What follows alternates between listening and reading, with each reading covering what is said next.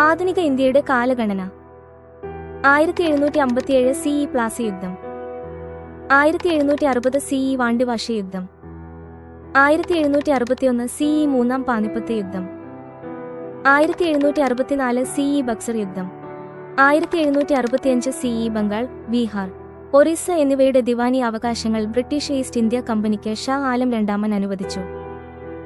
1765 മുതൽ 1772 CE വരെ ബംഗാളിൽ ഇരട്ട സർക്കാർ. 1770 CE ബംഗാൾ ക്ഷാമം. 1772 CE വാറൻ ഹേസ്റ്റിംഗ്സ് ബംഗാൾ ഗവർണറായി നിയമിതനായി. 1772 CE ബംഗാളിലെ ഇരട്ട ഭരണം നിർത്തലാക്കി. 1773 CE റെഗുലേറ്റിംഗ് ആക്ട് പാസാക്കി. 1776 CE പുരന്ദർ ഉടമ്പടി.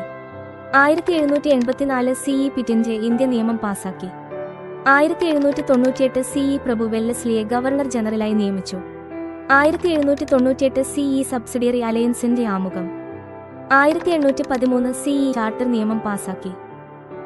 1813 മുതൽ 1823 വരെ CE Lord Warren Hastings governor ജനറലായി സേവനമനുഷ്ഠിച്ചു.